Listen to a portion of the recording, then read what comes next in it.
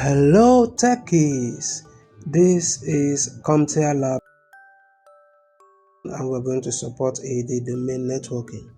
So you are the IT administrator for a small corporate network. You have recently re-imaged the Office One computer and you now need to add it to the domain. In this lab, your task is to